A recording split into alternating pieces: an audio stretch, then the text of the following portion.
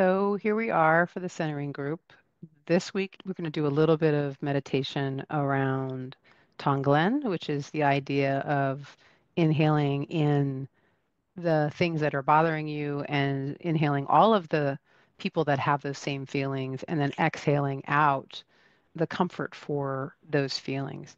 It's kind of an interesting idea. It's a Buddhist meditation idea. It was not always my favorite one, to be honest, but I found it really, really helpful. And then we're going to do a reading on the trance of unworthiness from Tara Brach, and then write down up to 10 emergency self-care routines that we can do to take care of ourselves in difficult times.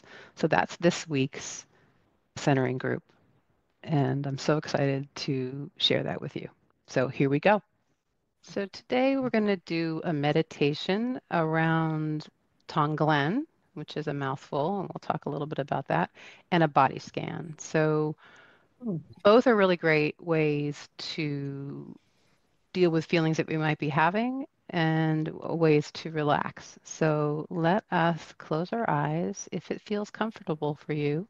But if it doesn't, you can keep them open, both of them open, and look right beyond your lap is a great way to kind of center yourself or center yourself like we do in yoga on something that's not moving. And then we're just going to start to notice our breath. Maybe inhaling and exhaling.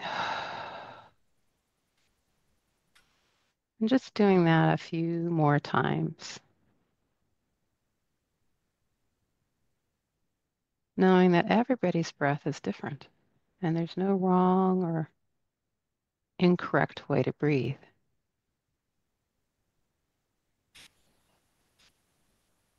And sometimes it's helpful to notice how you are breathing in terms of, is it slow or fast? Is it constricted because there's allergies or you have a cold, or is it easy to breathe? Just noticing these things can be interesting. It's starting to engage our curiosity.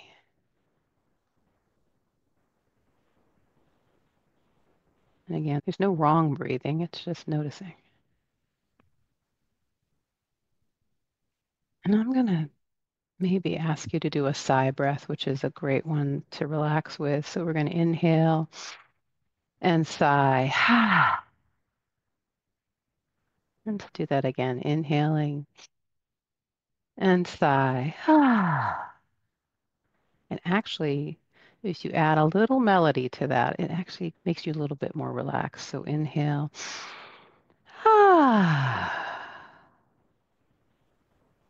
Maybe notice where that ended up. Did that end up kind of in the center of your chest, or maybe you even felt it down to your feet? Let's do it one more time. Inhale. Ah, nice. I felt that in my back.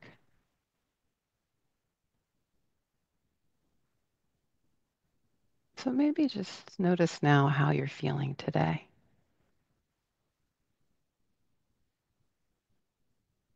We're going to come back to this feeling a little bit later, but sometimes we come into these meditations with a angsty feeling, right? And not that we want to necessarily do that, but there's this idea of Tonglen that we're going to play with. And it's a Buddhist idea. But the idea is to inhale whatever it is you're feeling and inhale all of the people that are feeling that. And then exhale out comfort to all who are feeling that emotion or that feeling. So maybe think of an emotion that has maybe bothered you a little bit and inhale that and know that there's so many other people that might feel that way in all of the world. So inhale all of that emotion, and then exhale out comfort to all of those people. including yourself. Let's do that again. Inhaling all of that feeling, exhaling out all of that comfort to them and you.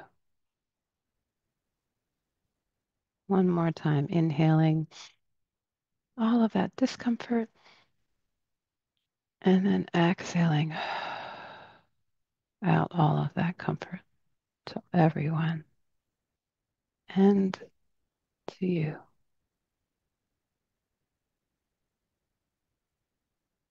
Noticing where that lands when you exhale that comfort.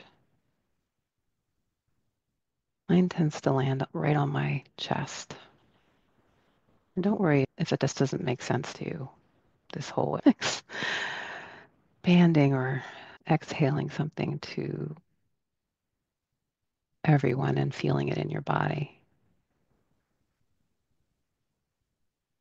But if you do feel it, just it's kind of interesting to notice where it shows up.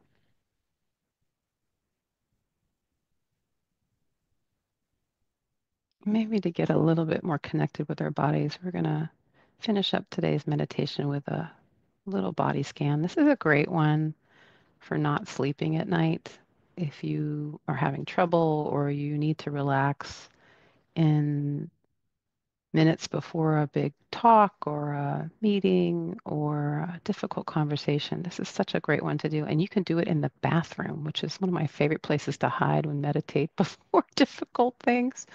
I had to do a video this week and I went in the bathroom and I did this really quick and it just helped me because I was worried about how I would do.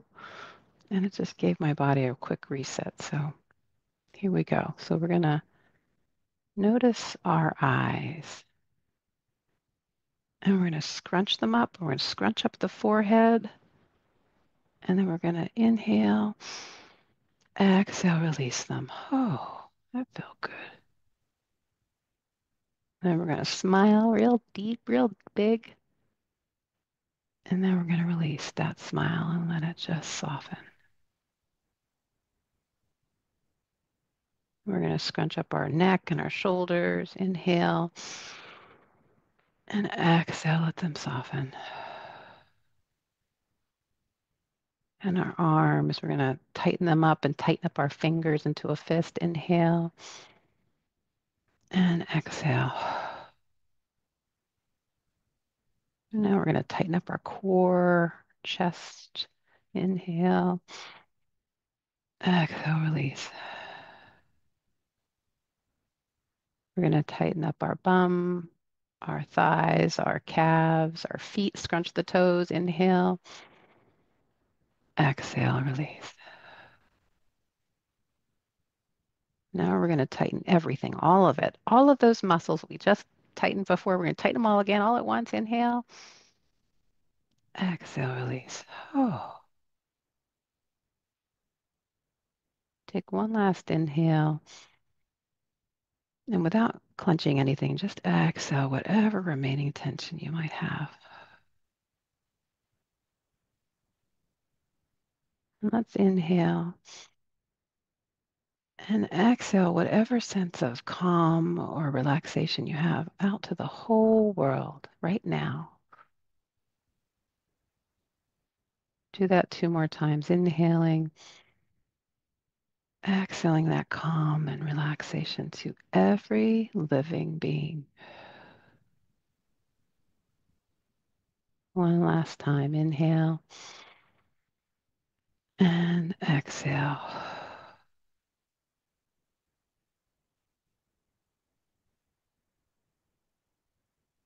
And now just take a few breaths for yourself just to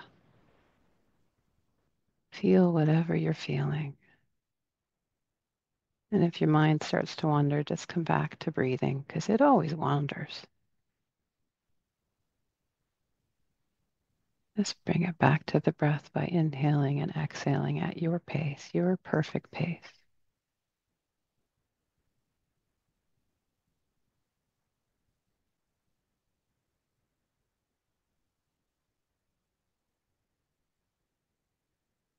And slowly, when you're ready, and only then, Come back and open your eyes.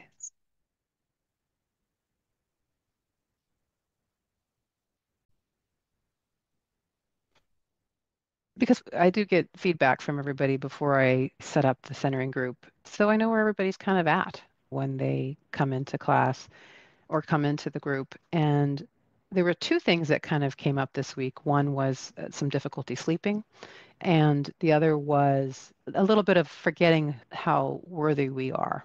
And so the worthiness one made me think right away of Tara Brach and her work on the trance of unworthiness. So I'm going to read something from a blog that she put out. And all you have to do is Google Discovering the Gold by Tara Brach, and this blog will come up.